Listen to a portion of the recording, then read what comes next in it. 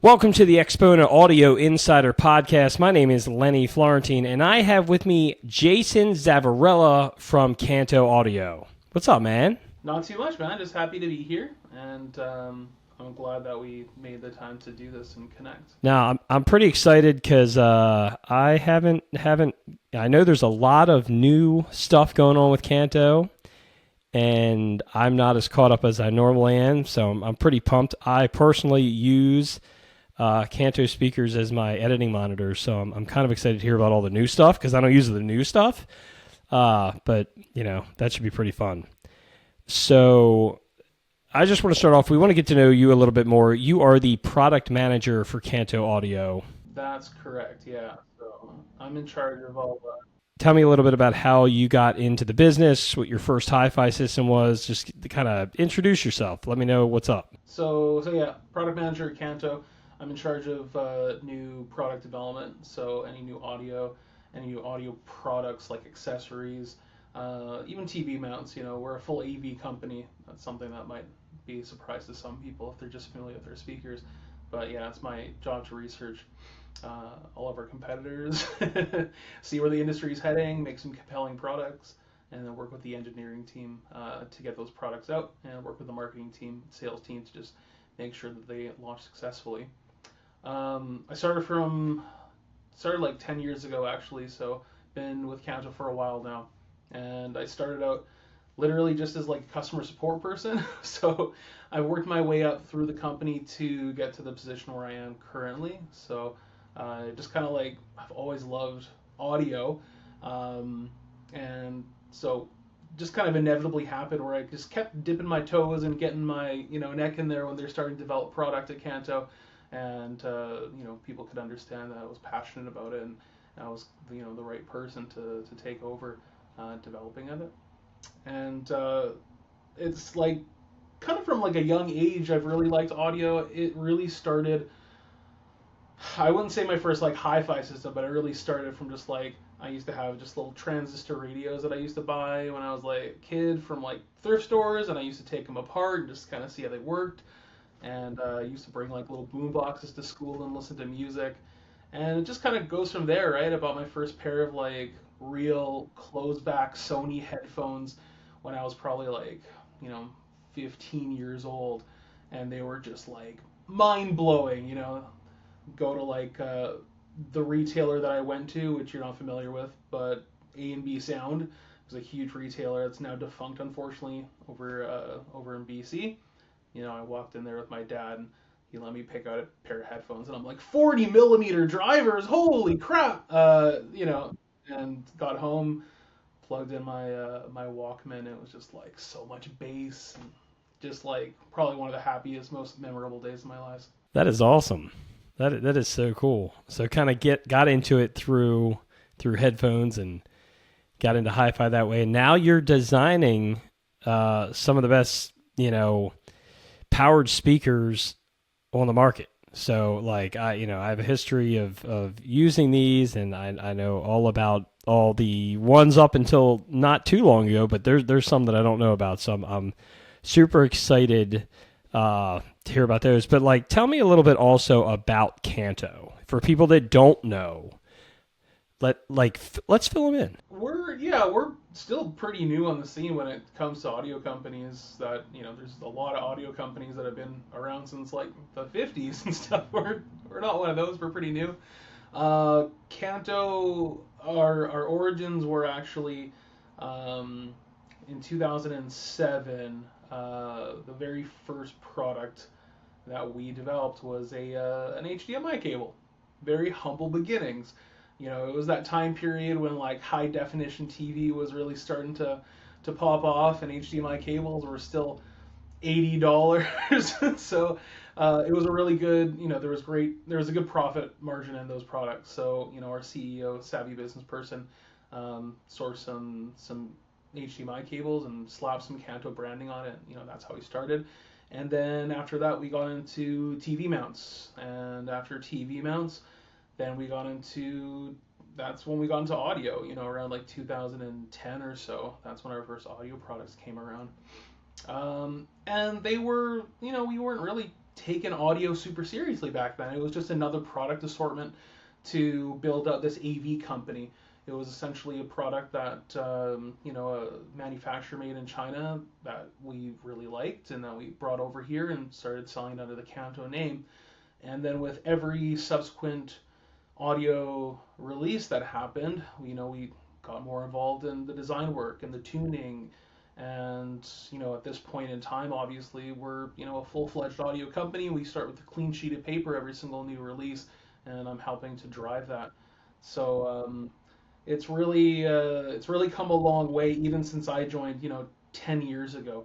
When I joined 10 years ago, there was still products that we were selling that had the 20-pin iPod connectors built into them, and that was a cool hot product at the time. Those kind of iPod dock hi-fi systems.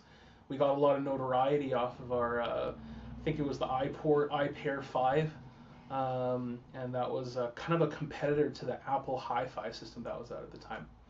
And I think that kind of put us on the map. That got us into like actual publications and got us PR, and then we could build out from there with our powered speaker line. And I guess if people aren't that familiar with the company, that's kind of what we do. Is we really specialize in powered speakers. We're firm believers in it. We love to make products that solve issues for smaller places, things that have lots of connectivity, and great design work as well. You look at all our products, and we're not just making nice sounding products. We take a lot of pride on how our products look. Love that clean minimal design as well. So, over the years you've had, let's say, when I first was introduced to Kanto, it was the YU2, it was the YU4, and the YU6. That was your like core speaker line. And I still remember I had the YU4s on my TV in my living room for the longest time. And I got in a lot of trouble when I changed those out, because I change stuff out quite often, but I got in a lot of trouble when I changed those out. So, and I still kind of hear about that today, but now that, and I can tell you that, I use the ORAs as my editing monitors, and just because, they're compact and I really enjoy them. And what a big step up that they were from the U2s. Like, it was huge. And the design was different, the sound quality was different. It's something that we actually, in the past, I've had other editors, we've tried speakers at 3 times their price as the monitors, and we were like, can we put the ORAs back? And that's happened. Legit, that has happened. So I still use those, but you have a couple of new products out. But before we get to those, what do you think the most influential product that Kanto has ever come out with? Like, what's that staple product? I'm going to say it's maybe not the HDMI cord. A lot of people say their first product, but I'm going to say maybe it's not that. What would that product be? It's a tough one. Can I give you 2? You can give me 2, and if there are newer products that just came out, we'll get into them later. You know what? I'm not going to talk about the new products. Everybody would love to say that the newest products that we have are the most revolutionary, and I do feel like that. I feel like with Aura we did kick off kind of a new more audio focus type of company, and but I gotta say, the simple little S2 stand that we designed is probably for us one of the most kind of influential products. Probably one of the products we're most proud of. All it is basically just a stamped piece of metal with a little kind of bend in it. It's incredibly simple, but we were the first to do something that sleek and minimalistic, and before that, when people were buying speaker stands for desktop, they were using yoga blocks. There weren't a lot of options for desktop speaker stands. It was weird. Before we made those, it was there was just this desert of products. And now, the little S2 stand, this humble little stand that's very simple, really elegantly designed, has been copied by, other big brands. They've been copied by tons of Chinese brands. And when you see people copying your products, you kind of made it, right? It's imitation is the most sincere form of flattery, right? So it's funny seeing it happen. It's at first it's annoying, and then you're like, you know what, we made a home run. Give ourselves a pat on the back if people really love it this much that they're that they're ripping it off. So that's the S2, the speaker stand. I'd say that's probably the most influential, but I think also when we came out with the U4 and the U6, I think we were one of the first that were putting phono preamps into their speakers. And that I think was a huge trend. I think after that, almost everyone did it. We just hit it at that right, right at the moment when vinyl was just shooting up in popularity again. We got it in on our products, and now it's almost ubiquitous. It's like you need to see it on products. Uh, Now it's almost so ubiquitous that the turntable companies have started doing it, and now it's actually less important to have a preamp in your speaker because the turntables have them now. So yeah, those are two things that I think are pretty influential, and will be kind of remembered for. And it's interesting because, those stands, you're right, they're just minimalistic, small little stands. They don't come with a big price tag. It's a great add-on to the speakers. And other companies, as you said, weren't doing that. And everybody was just sitting their speakers flat on the table. And by raising them just a little bit is going to give them better sound. And to do something like that and incorporate a product like that was just a great little add-on to enhance somebody's system, because it did make a big difference when you have it just arched just a little bit. But going on top of that, while we're on the stands, is I actually really like the stands you guys have that are raised up. So yeah, the SE2 is the stand that I use with my ORAs, and I like them because not only does it give the speakers a stand, but it raises them up so you can put things under it. So when you're in the creator world, no matter what type of creator you are, like my son does Twitch, I do YouTube, and we all don't like more desk clutter. That's like the worst thing ever. And having them raise up, you're getting that space back. And even those, like even on the auras, what are they, like 4 inches, 5 inches deep? Maybe like that extra space is so valuable. I mean, that's like my favorite thing about that is how that stand works. And I think you hit it spot on with the U4s and the U6s, because phono preamps are very important to have in speakers for people who have like their parents' turntable, because that's a lot of people's first turntables. They're like, oh, I got this from my dad. I can't use it with that speaker. And now everybody's copying. So that was like a very influential thing that you guys did in the industry, was adding that for sure. Now we get to the good stuff. So we're going to start talking about like Expona. Have you ever been to Expona? I have, yeah. I went in 2022, so a couple years ago. So what was your favorite thing about Expona?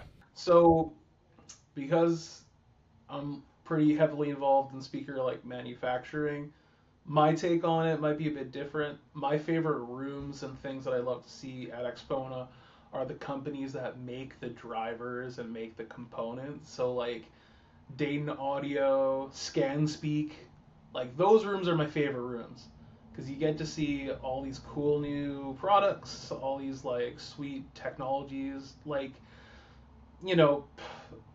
woofer design. You think that all of a sudden we reached a limit, and then you see some wild new surround tech that now you have the ability to like it's like extending outward, and like it's not flexing anymore. They're adding like certain patterns into it to like keep it linear. You're seeing like tweeters that aren't round, they're like oval shaped, and it helps with like like breakup modes at certain frequencies. And so it's just like you're seeing all this like sick tech that you wouldn't necessarily really, unless you're really like nerdy about it, you wouldn't necessarily know about it. But when you go into these rooms, you really get to see like this stuff is still advancing. Like there's still a lot of cool stuff that's being done. We have not figured it out yet. So those are kind of my favorite rooms. And another thing I like about them is that usually the engineers and the people who make them are the people who are staffing it. It's not usually the salespeople in those rooms. It's usually the people making the woofers. And so you get to talk shop, and they're really nerdy, and they love to talk about their products because, talking on a technical level, It's different than just talking to someone about speakers and talking to an audiophile who just loves music. They can really talk about feel small parameters of their speakers and so that's my favorite part about AXPONA is those particular booths. So, and that kind of all wraps into having all the new speaker designs and everything. When you guys built the auras, so we'll start there. We'll start with the auras because they are still a fairly new product, and they're what I use. So I can vouch for them for people who haven't tried them. They're great. But it's a good introduction into your new products, I think. So the auras was a completely new design from what I remember, and visually, drivers, everything from the U2. So what kind of went into the Aura? Let's educate for those who don't own them like I do. I'm cheating right now because I have them, but yeah. Yeah. So, Aura pretty much had just like one goal, and that was to make the best desktop speaker on the market. We weren't really that concerned about keeping the price super low. We were just like, we need to just make something that sounds absolutely fantastic that can fit under a monitor. Um, and so the goal of the project, was just driven by amazing sound in a compact size, trying to replicate the sound of a studio monitor in the package that's like a fifth or sixth the size of it. Um, so yeah, there's obviously a lot of challenges with that. Aura, because you own it, there, a lot of DSP trickery happening in that bad boy. They produce ridiculous low end for their size. When we showed off at trade shows, it was pretty sick. Everyone was just like, "Hey, can you turn off the subwoofer inside the room so we can hear the speakers?" And we're like, "That's just Aura." So that's always a good sign when you're demoing at trade shows that you've done a good job.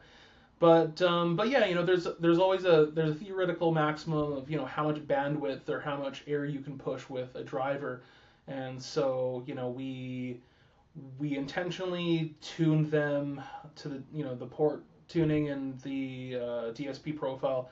We basically took the bandwidth of the driver and we pushed it as low as possible, reducing the volume because they're near field. We don't need them to get super loud. So Aura doesn't get crazy loud like a normal speaker because we pushed all that bandwidth and all that air that it can move into producing as much low end as we possibly could. So you get a product that it can probably hit down to like almost 50 hertz from this tiny little speaker. It's amazing. And then another thing too is like because we wanted to make sure it worked really good under a monitor, it took like a bunch of different iterations and designs to get the waveguide so that it could disperse pretty evenly when it was on its side as well. Size is fortunately plays a really important role in that because the driver and the tweeter are so close together. The speaker acts like more like a point source or a coaxial speaker than a big speaker, so that definitely helps with directivity, which is good. So yeah, we made sure that we got the two drivers pretty close. Spent a lot of time in the crossover. Spent a lot of time on obviously the waveguide to make sure that whether you have them vertical or horizontal, you're still going to get a pretty decent sweet spot. So yeah, that's kind of what went into Aura. And now we got a larger version too, which you haven't heard yet, right? I have not. Let's talk about that. So we have ORA4 now.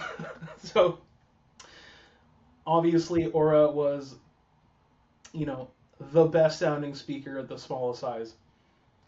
ORA4, the direction was just, okay, let's take something that sounds as good as Aura, but make it louder and hit lower. So it's a pretty basic, it's a pretty easy concept for most people to grasp. There's less limitations on this speaker than on Aura. If Aura was didn't get loud enough, it didn't hit low enough, but you had a little bit more space in your office for them, Aura4 is the speaker. And when you hear Aura4 for the first time, you're going to be absolutely blown away. I've recently just replaced my Atom Audio T5Es in my office with a set of ORA4 because it just literally came out, and I was able to snag a pair before they all got shipped to our dealers. So thank goodness, that was awesome. Um, and they hit even lower than my full size monitors could, and they take up like a third of the space. And so I couldn't be more happy with how they turned out. They're incredibly capable, and the fact that you can get that kind of sound from a $400 speaker that has USB, Bluetooth, it's got a sub out with like a high pass filter, right? So you plug in a subwoofer into Aura or Aura4, and all of a sudden it frees up the bass, and now they play even clearer and louder than they could before. To do all that in such like a tight little compact package for $400, I think is really going to blow a lot of people away. If you're not like super familiar with the speakers and what they can do, they might seem pretty unassuming. Hey, just another 4-inch speaker from an audio company, but they are very special, and I think it's probably my favorite speaker we might have ever made. That is super exciting. I'm actually really excited because I love the Aura. The Aura 4 is got to be amazing. And I guess that's going to be something people can look forward to at the biggest audio show of the year, Expona. I'm sure they'll have the Aura 4s there. Kanto's room is always like just amazing. And they pack it. Like they pack the room with all their speakers in whatever colors they're in, and they have that effect. Like, where's the subwoofer? And they usually do not have one at these shows. Like, they're showing off the speakers that do have that incredible bass. And I think where you guys really hit this one on the nose was that you are, I don't know if you're marketing them this way, but you've done something to reach creators, and that's something that a lot of other companies haven't done.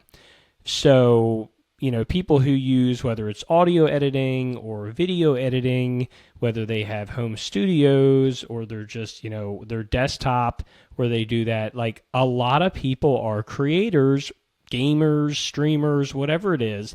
That's a huge market. And I think you guys venturing in and doing this type of product really fulfills something to them that other companies just aren't doing. Like, the other companies have these audio speakers, and that's what they are. You guys are marketing this to creators. They're a creator speaker. And by creator, like, it's a vast thing, right? So from Twitch to YouTube to just studios and whatever kind of editing you're doing, there's a large amount of people out there, and most of them tend to use the same speakers, and that's really because there's not that many really good speakers, especially compact, right, out there on the market. You guys have like nailed that, at least from what I've heard with that one. I can't wait to hear the 4.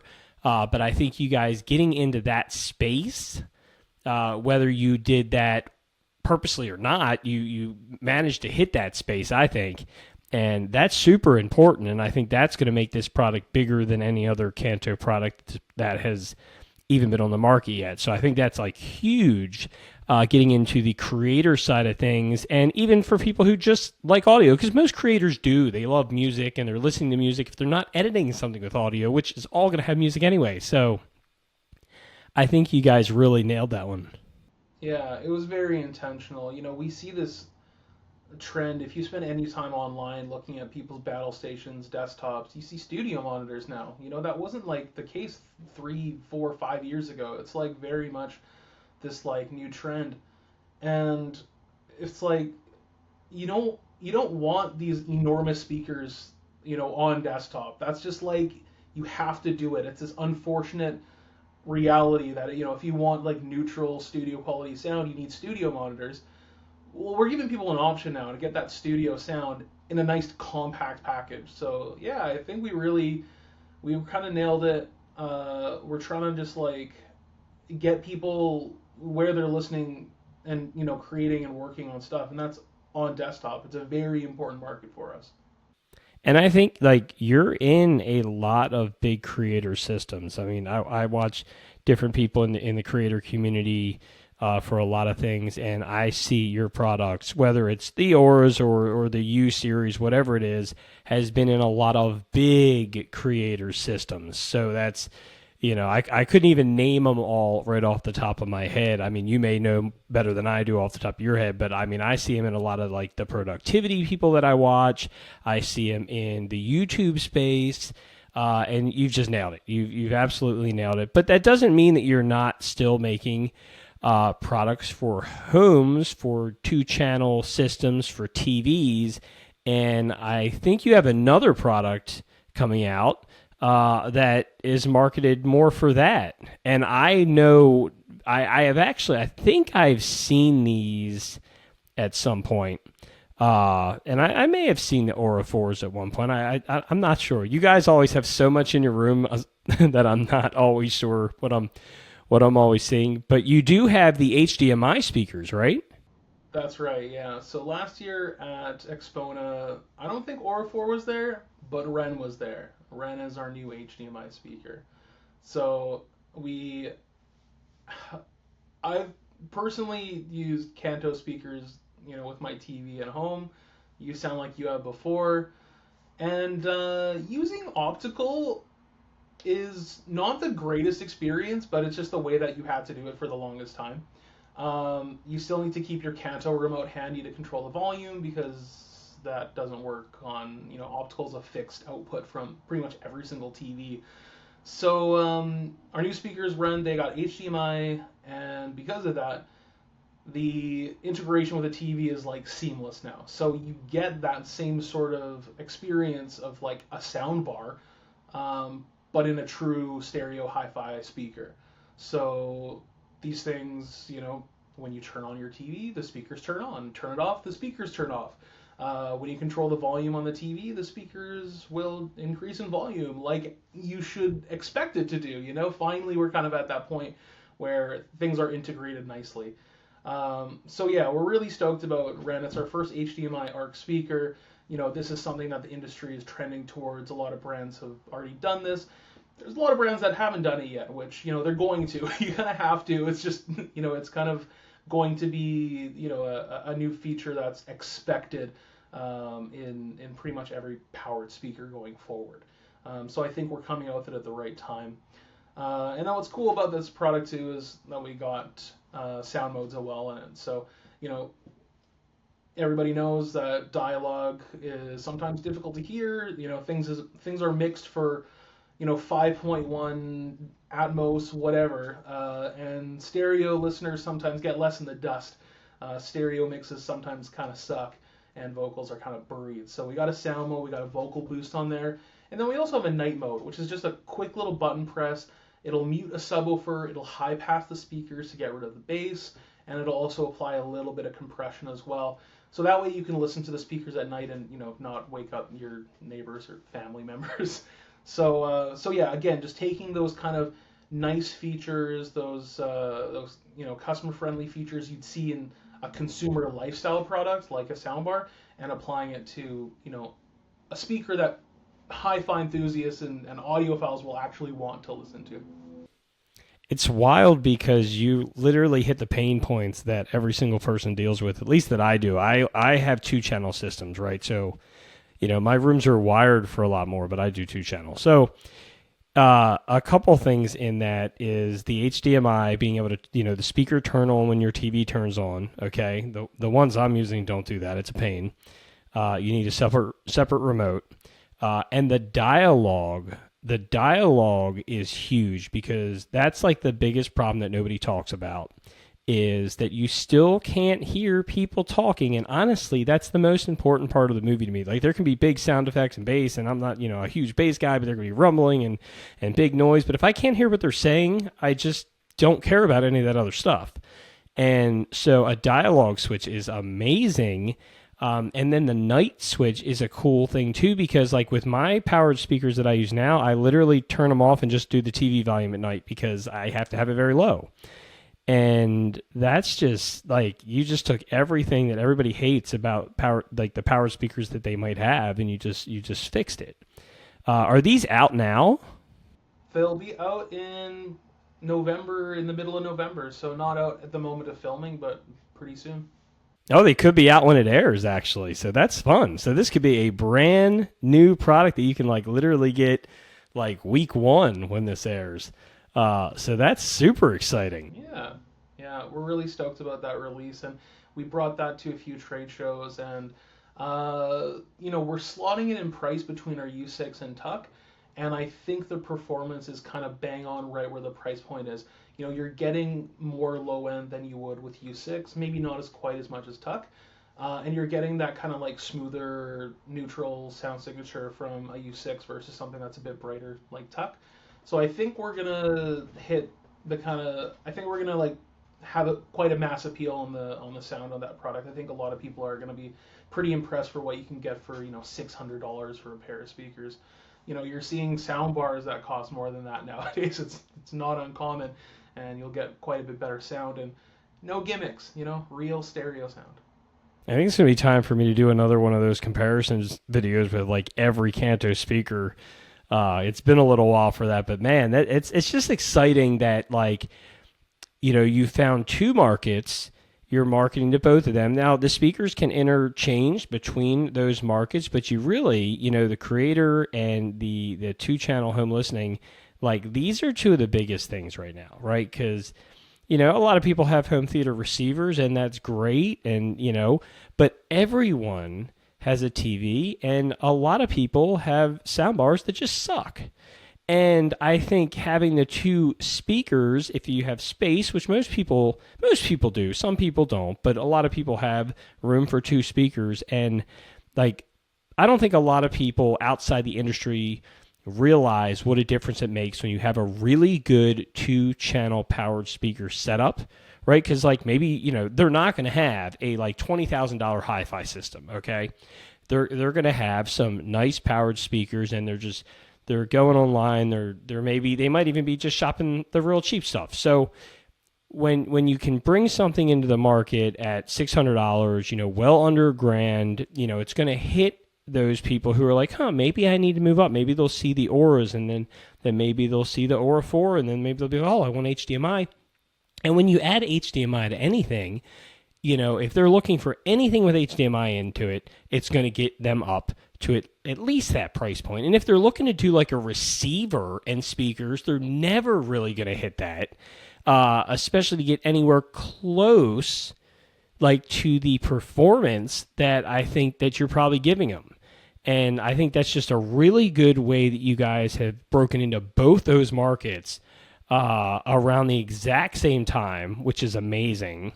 And I think like that's really going to carry you guys like forward these next several years of just breaking out into the market. And you're going to get known so much from both those type of areas. It's going to be amazing to see. Yeah, we're really excited about the future, and we're happy with the direction we've been heading. The industry has been really receptive. We've been getting mentioned in publications, and just being online, people are talking about our products more than ever. So we definitely feel like we're doing the right thing, and we're moving into the right segments. I was going to ask you what we should be looking forward to at Expona this year, but I think we've already mentioned that. I think these are the things. And is there anything else that we don't have to talk about it? But is there anything else maybe we can be looking forward to? Yeah, we're always cooking up new products, and some stuff that we got on the radar is we made Aura. It's $350. We know that's not an achievable price point for everybody. We do want to make a speaker that comes in around the same price as like a U2, but is a bit more modernized. Maybe has a little bit more like DSPing, Bluetooth, just modernization. We're cooking that up, and so there might be something that we can show off at Expona for that. So yeah, that desktop market is it's really important for us, and we're trying to get desktop products, at price points that are achievable over kind of anyone. So hopefully at Expona we'll bring something there, and that might be the cheapest speaker at the show. We'll see. It's okay. That's okay, because one thing that I've seen at these shows is, there's a lot of people there. There's big systems that cost $100,000, big systems. And, but the biggest complaint that I actually have heard, because I talk to a lot of people, whether they're my subscribers or whether they're just people in the rooms who maybe, when I see kids, I talk to the kids, I talk to the teenagers, I talk to the young, I talk to the next generation, because the next generation of the hi-fi enthusiasts is a big part of me and what I'm pushing in, like, the next several years. Like, I really think it's important. We got to get to a new generation of people before the industry just collapses, in my opinion. So the one thing that they ask for, like, they go in all these rooms, and I'm just not just little kids, like, little kids are just going to see price points in there, but like, teenagers, people in their 20s, college students, they can't afford most of the stuff at these shows. So they're really grasping onto anything that they can see that they can afford. So I think that's where, people may go and see, oh, Kanto, and they're like, I'm here for the $100,000 systems. But there's so many people. Like, you could be the only room, and I think you're not. I think there's others, but you could be one of the main rooms for people who are getting into the hi-fi industry. They're getting into music. They have their first turntable. They have a vinyl collection and no turntable. Like, that's a thing, and they're just trying to get into music. And I think you guys doing that and really, trying to just have a value product and then having stuff in all these price ranges is extremely important to carry things on to the next generation of hi-fi. So what do you think, what are you guys doing? And it could just be that, to reach the next generation. It's just so important. It's so important, the next generation. Yeah, honestly, I mean, we're in a really good position. The most expensive product that we sell is, $800. Everything that we make is essentially achievable for people that are passionate about audio to get into. So, we love going to these trade shows because, you are listening to really expensive products. You're listening to, average price is probably, $5,000. And you go into a room and, everything in the room is less than $5,000. It's really refreshing to people. So, we're already doing it, and we're just going to keep doing it. We're trying to be that bridge between, a lifestyle product and a hi-fi product. That kind of entry point of the hi-fi world is where we're really comfortable and what we do best, we think. So we're capturing people there, and like I said, the desktop market, I think, is really important too. I think that's where a lot of people start their love of hi-fi. They get a Logitech G whatever, THX certified product, and all of a sudden they're like, what's the next step? Well, do you even have a desktop computer if that wasn't your first pair of speakers? Like, if Logitech wasn't your first pair of speakers, or you really even have a desktop set up? Right, exactly. So yeah, we got that next step up from that, and I think that's gonna lead people the way into the hi-fi world. So how do you see this industry changing in the next 5 or 10 years? Do you see it changing much, or do you just, like, is it going to stay the same, or like, what do you see? You know what? I see that a future of obviously I'm biased. We do powered speakers, but powered speakers, I think, are just going to become more and more common and ubiquitous, right? There's only so much money that free money that an average person has to spend, and their average space is probably getting smaller. Not a lot of people can afford big homes and have like a dedicated theater room. So I think the powered speaker market is just going to keep trending upward, and it's going to become a bigger and bigger thing as people need to integrate all their products and all their needs into one item instead of multiple items. There's always going to be that niche. There's always going to be people that want a preamp and monoblock amplifiers and speakers. That'll never die. There's always going to be audiophiles, but the reality is that most people will be able to fit that into their home or even afford that sort of thing. So I also kind of think that DSP, trickery that you can do. I use the word trickery. It's not trickery. It's legitimate stuff. But you're never really going to be able to get the kind of sound quality and output from just like a desktop and a pair of bookshelf speakers. You can sound good, but you're not going to pull off the crazy tricks we can do with something like ORA4 unless you're applying some DSP inside there. So I think that's going to be where the industry is heading to. I think that there's going to be kind of a tipping point where people realize there's a lot of value in a powered speaker, because these speaker designers are tuning these drivers specifically to this amplifier. You're matching it perfectly, so you're getting the full max headroom out of all the components. You're pushing them all to the very limit of what you can do. That's not something you can really do with just a basic amplifier and speakers. So that's kind of my opinion on it. Of course, like I said, since we specialize in bookshelf speakers and powered speakers, I could be wrong, but I think that a lot of people would agree that's probably going to be where we're heading. Do you think AI plays a part into the future of hi-fi? I don't know. And like if you do, because obviously it will, but how would you see that play out? Well, I don't know. I don't know if I can really think about like AI in the same way. Like the way that I'm kind of thinking is like, the brain and the way that we hear is going to be studied more and more, right? Like there's huge incentives to learn about how hearing actually works. There's like things like loudness curves, and there's certain things that with like compression, that stuff's all going to get better.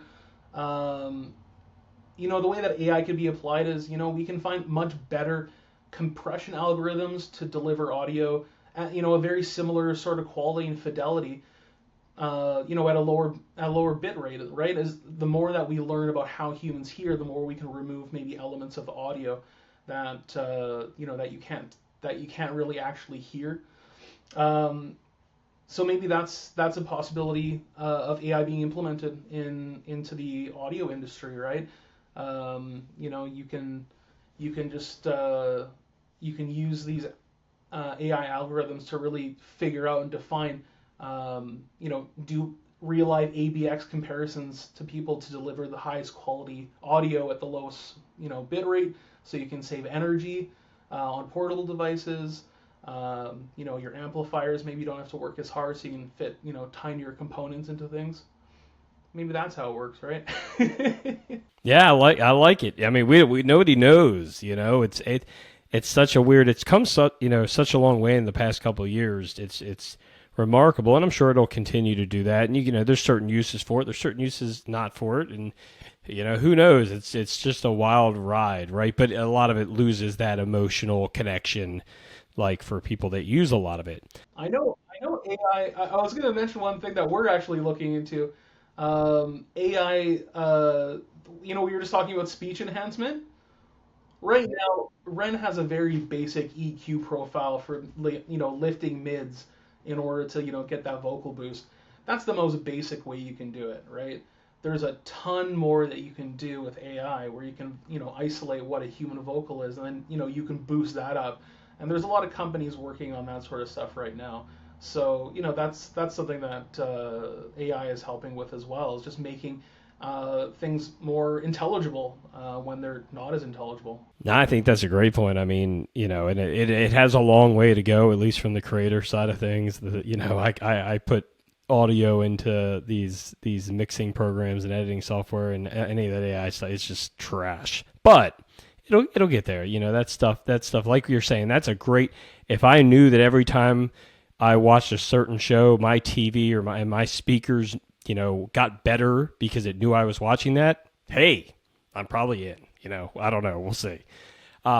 As far as Kanto goes, like, what's one thing that people may not know about Kanto, or that you would tell somebody who isn't familiar with you, like one thing that defines Kanto? I think, a big defining factor of us is something I touched on. we want to be, we don't strive to be the most esoteric hi-fi brand. You know, we really love delivering good quality products to a lot of people. So for us, we love to be the bridge really into the hi-fi world. You know, you can always expect us to get better and better and deliver more hi-fi stuff, but, you know, we're really happy and comfortable being that bridge between a lifestyle brand and a hi-fi brand. And, you know, some audiophiles will never really, you know, take us seriously because of that stance and because of the products that we make.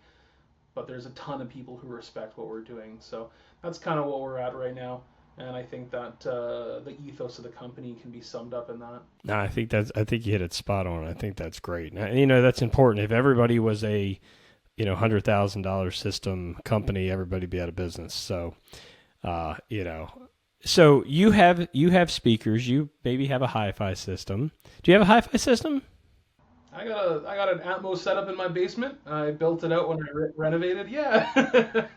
Okay. All right. So, what are you listening to right now?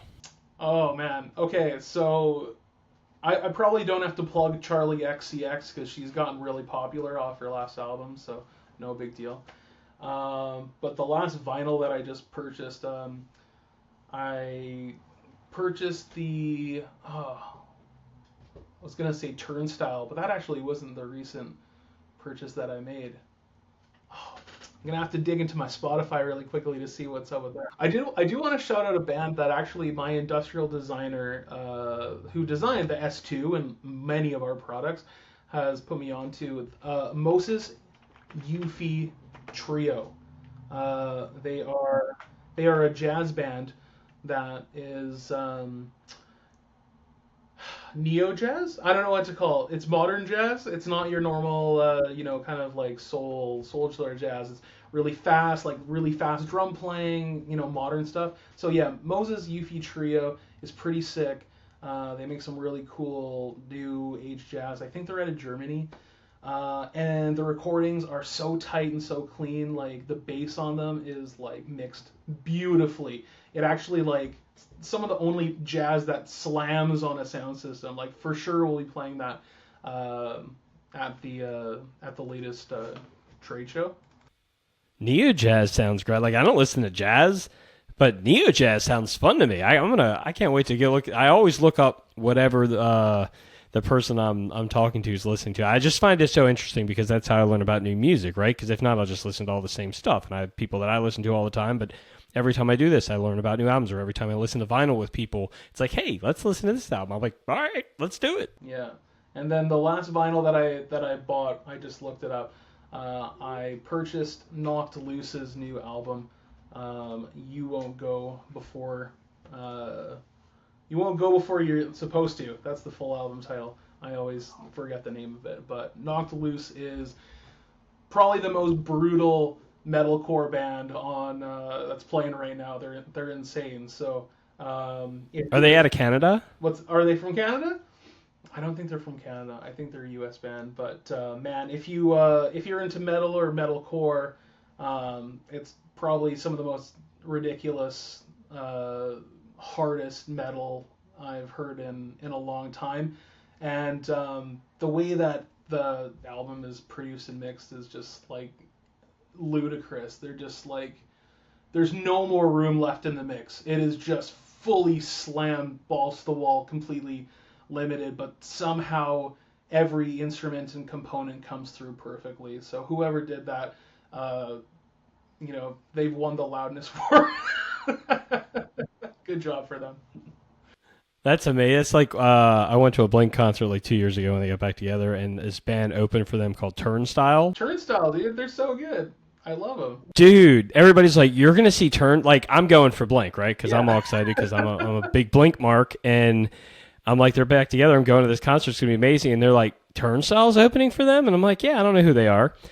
And, you know, when somebody says, hey, go check out this band, you know, and you listen to it, like, it never sounds good the first time. Yeah. Like, a lot of, like, when I first heard them, I'm like, okay, I couldn't understand anything they're saying anyway, so, you know. But then, like, after seeing them in concert, I listened to them for, like, weeks. It was amazing. Everybody's like, oh, man, that's crazy that you saw them. if you look up Kanto Audio on Cobus, we have like a sponsored public playlist that we put together of just music mostly that I like and that I kind of listen to. And Turnstile Blackout, that song is on that list. So yeah, big fan of those guys as well. Oh, that's amazing. It's like I like this kind of hard band. They're called Our Last Night. Have you ever heard of them? No, haven't.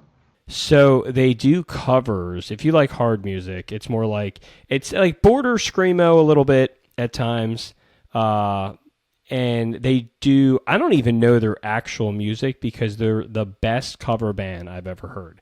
So they will take any song that's like they did like Stick Season and they do it in screamo rock, and it's freaking amazing. And it'll be like Miley Cyrus screamo rock. They'll take early 2000 songs from like whoever and just redo them. And I think that I love covers, and that's just so cool. Very cool. Well, I noticed that they have a lot of stuff put on Epitaph Records, which is an awesome label for metal and for metalcore and hardcore music. So I'll give them a listen. I've liked a lot of stuff off of that label for sure. Yeah, I'm gonna give the band you said a listen to once I look and watch this back and remember what they're called. Yeah, watch out. They're hard. It's okay. It's okay. I made it through Turnstile Live, and I couldn't understand anything that was going on, but it was great. So anything else you want to share before we kind of wrap this up? I think we covered it. We covered all the new products. We covered our ethos, what we're proud of. There's probably not much to say at this point. Just, I hope whoever's listening comes and visits us at AXPONA and sees our booth and gives a listen to our new speakers. As you were alluding to, I think our booth is always really impressive. We always have a switcher to switch between the different speakers. So, everything that you see on display you can listen to, which is really sick. Sometimes you go into a room and you see a pair of speakers and you can't listen to them. They're not hooked up. But everything in our room, usually you can listen to. And they have a remote switcher. I remember this from last year. I was like, I need this. That was so cool. I took a bunch of selfies with people in that room, I feel. But that's a custom unit, man. Brett, our marketing manager, I think he was the one that conceived that, and he got it made. It's sick. We were using a PreSonus something station, and it was good. It was like you could switch between like 3 different inputs. But we got like 7 speakers to show off now at this point, so we needed something a little bit custom. And so yeah, it's a pretty sick setup. That was amazing. And the whole Expona show, it's an amazing show. And there's just, something for everybody, whether you're entry level, something for kids, something for college students, something for the supreme audiophile, whatever it is that wherever you're at in your hi-fi journey, Expona has that. And it's an exciting show, the biggest show in the whole country. It's an amazing show. I look forward to it every year. Multiple days, multiple floors, hundreds of different, exhibits and people and music systems, like whatever you're into, you'll find it at Expona. It's amazing, and you got to go see Kanto because they'll be there, and I'll probably be by the room at some point. It'll be a great time if you're at Expona, which you should be, and if you haven't got your tickets yet, there'll be a link in the description. You can get on their email list. You get all the up-to-dates on who's going to be there, what's going to be there, all the new releases, because that's a big thing about Expona is all the new stuff. Like you guys were talking about, everything that's new, it's at Expona. That's where all the cool stuff is. So you got to get out. You got to see him. You got to go see Kanto. Kanto is an awesome product. I can't wait to try the whole series now. I'm just super pumped after talking, Jason. It's been amazing. Thanks for coming on the show.